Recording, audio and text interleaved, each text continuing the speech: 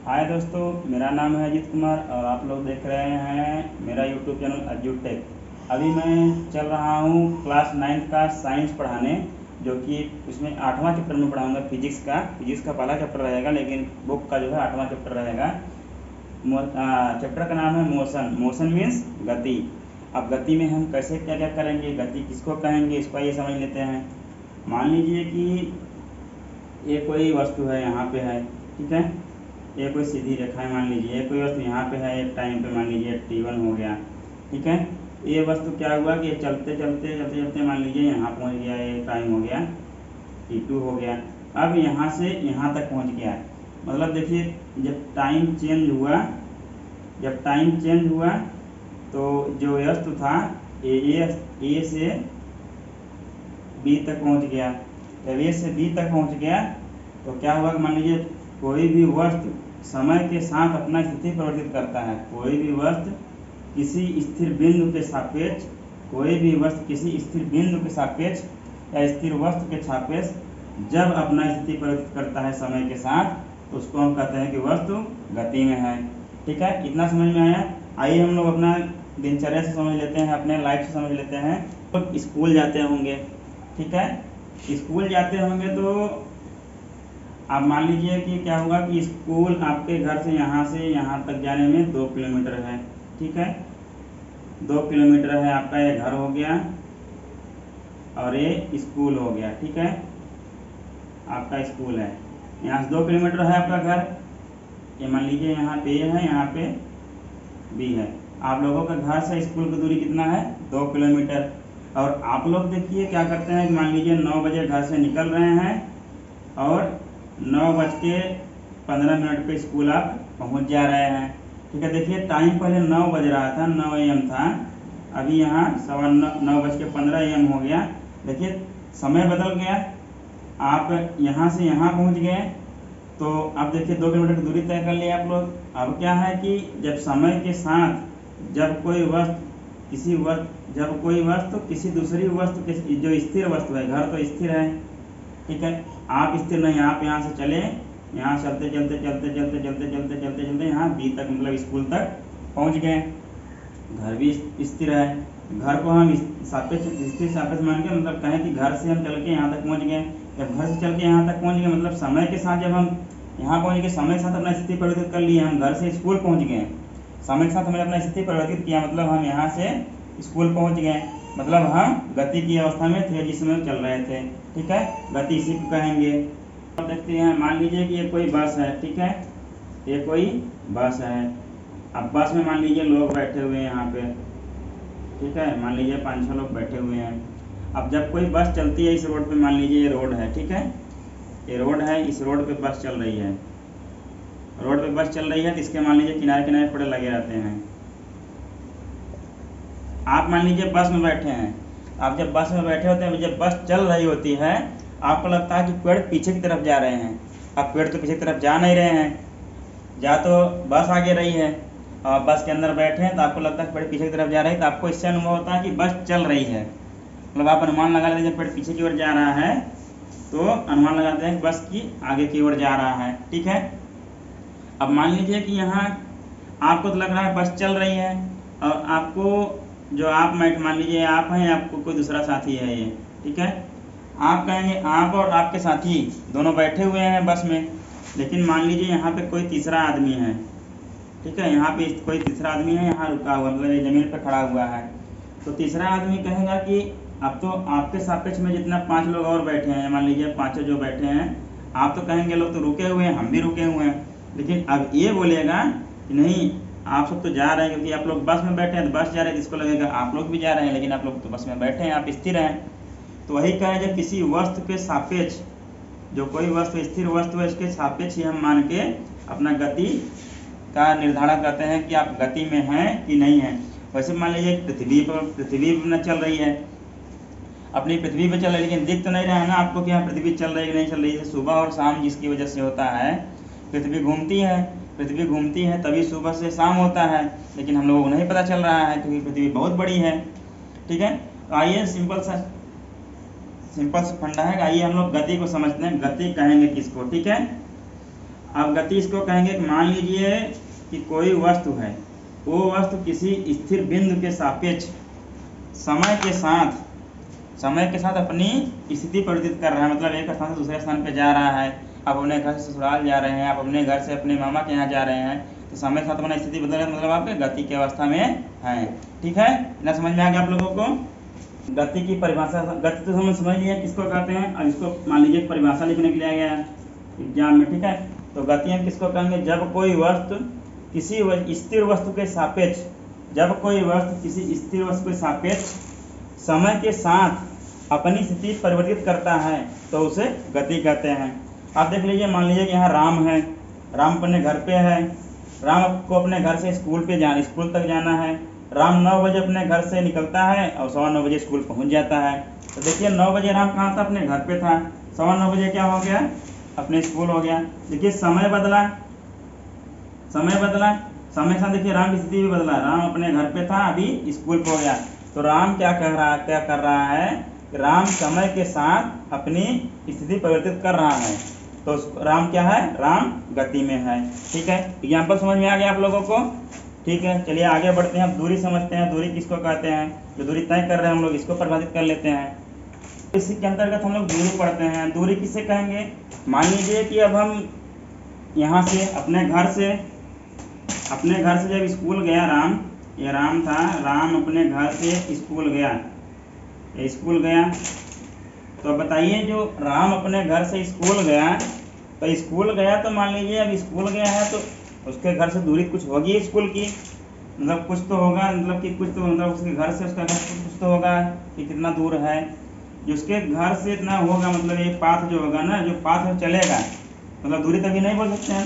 ये मान लीजिए कोई पाथ है, रास्ता है ना, अब जो उसके घर से उसके स्कूल तक रास्ता जाएगा, उसके रास्ता का कुछ तो होगा दूरी, मान लीजिए 2 किलोमीटर है।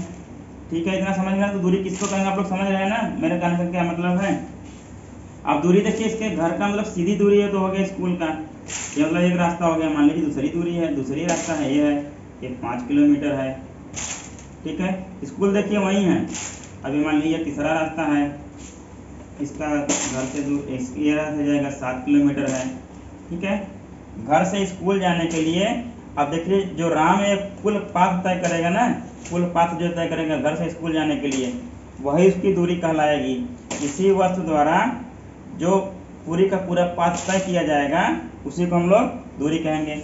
मान लीजिए ये रास्ता 1 हो गया, ये रास्ता 2 हो गया, ये रास्ता 3 हो गया। मान लीजिए हमने कहा कि राम रास्ते 1 से होकर जाएगा, तो वो रास्ते 1 से होकर जाएगा, जो उनके बीच की कुल दूरी होगी उसको हम, जो कुल पाथ होगा, मतलब उनके बीच के स्कूल और घर के कुछ कुल पाथ होगा, उसको हम दूरी कहेंगे। 2 किलोमीटर हो जाएगा। अब मान लीजिए राम गया है कि दूसरा रास्ता अपना लेता है। जब राम दूसरे अगर रास्ते से जाएगा, उस पाथ का जितना मतलब एक जो पाथ है इसका जितना पूरा लंबाई होगा उसको हम दूरी कहेंगे। मान लीजिए इस रास्ते से हो जाता है, इस रास्ते की जितनी लंबाई होगी उसको हम उसके घर से दूरी कहेंगे, इतना दूरी है। ठीक है, अब मान लीजिए हमको दूरी को परिभाषित करना है, तो दूरी को परिभाषित करने से करेंगे कि कोई वस्तु है उसके प्रारंभिक बिंदु और अंतिम बिंदु के बीच के कुल पाथ या रास्ता को हम उसकी दूरी कहेंगे। कुल क्यों कर रहे हैं? क्योंकि मान लीजिए हम तो आपको पता चला कि इसका छोटा वाला रास्ता 2 किलोमीटर ही, यहाँ से गया फिर भी आपका देख नहीं तो 2 ही किलोमीटर है दूरी, ऐसा नहीं है।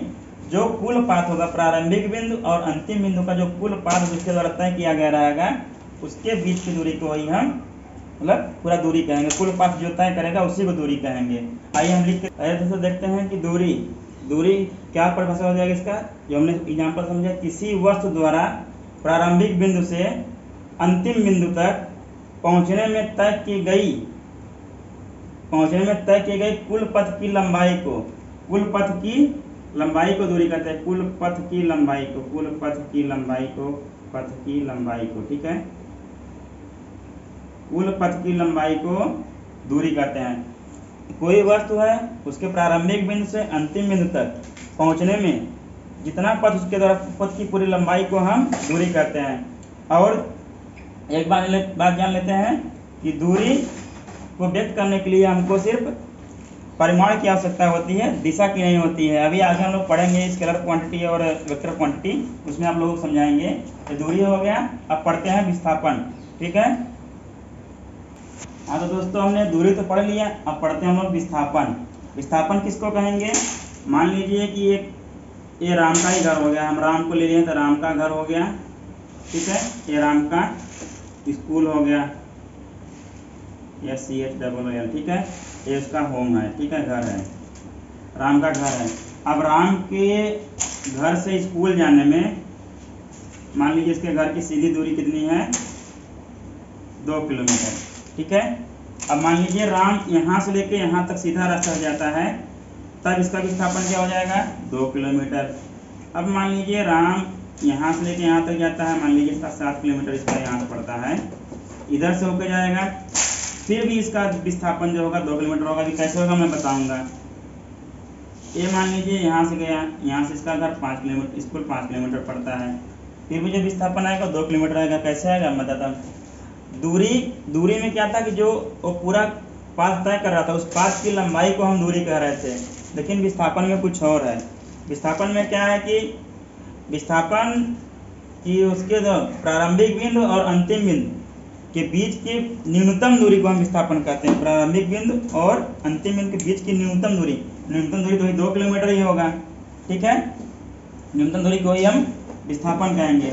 अब मान लीजिए कि राम अब क्या करता है कि मान लीजिए इसको विस्थापन को जो है ना व्यक्त करने के लिए दिशा की भी आवश्यकता होती है और परिमाण की आवश्यकता होती है। ठीक है, अभी इसको पढ़ाएंगे, अभी इसके बाद ही पढ़ाते हैं वेक्टर क्वांटिटी स्केलर क्वांटिटी, ताकि आप लोग समझ में आता रहे।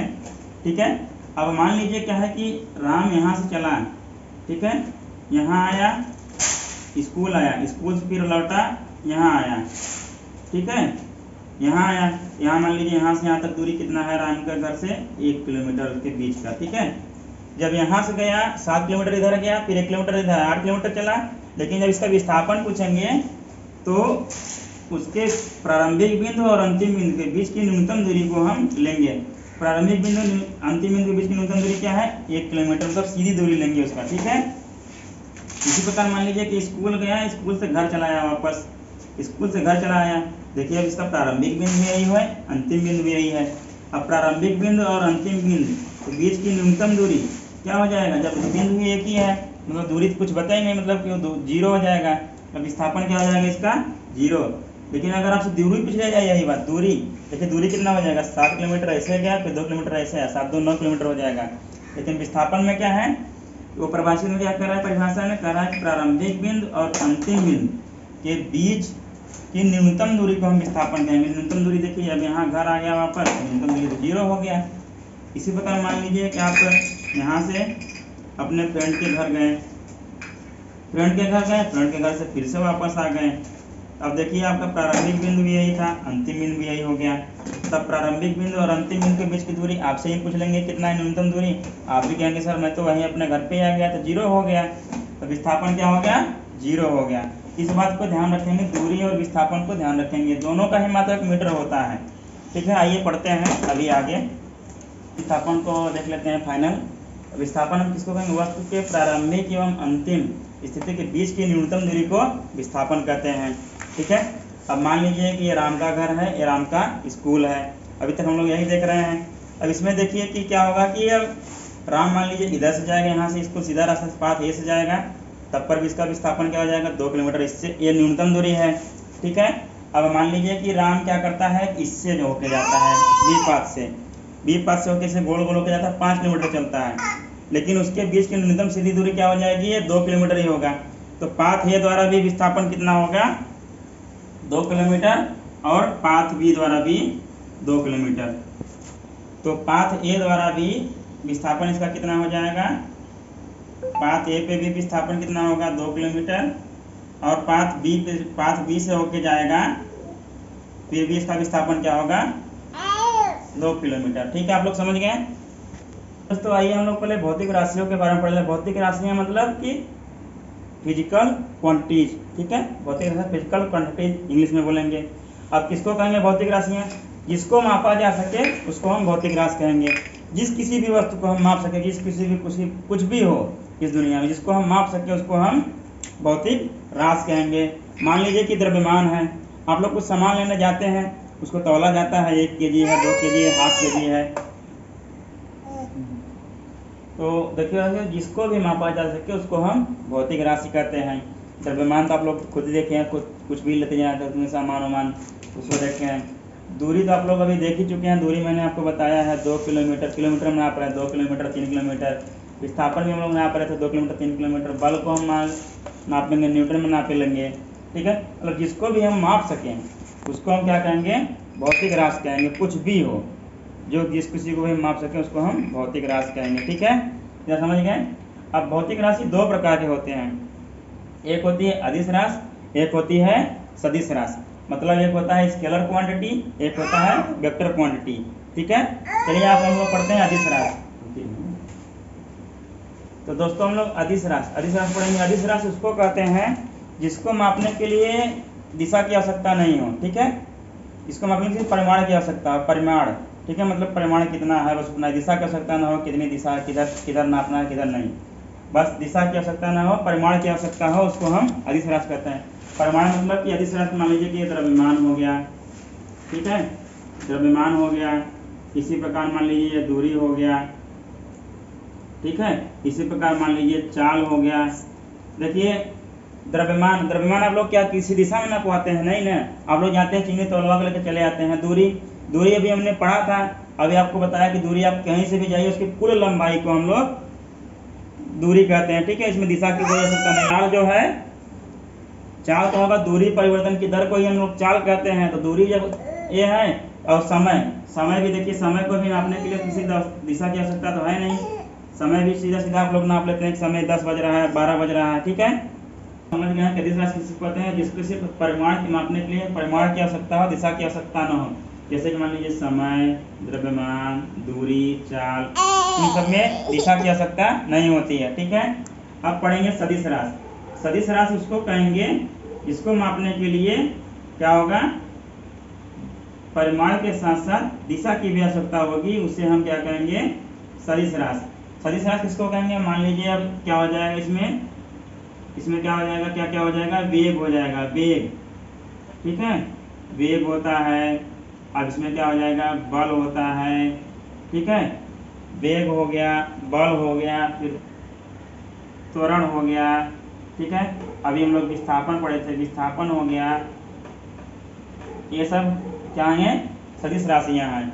देखिए विस्थापन किस लिए है, विस्थापन को हम लोग देख रहे थे, चाहे इधर से जाएं, इतना दूरी करके जाएं, इधर से जाएं, फिर इधर से होके जाएं, फिर इधर से होके जाएं, लेकिन दो प्रारंभिक बिंदु के बीच की न्यूनतम दूरी को हम विस्थापन करते हैं। न्यूनतम मतलब इसमें दिशा ले रहे हैं, मतलब ये सब नहीं, दूरी में क्या था, इधर से जा रहे थे, इसको काउंट करते थे।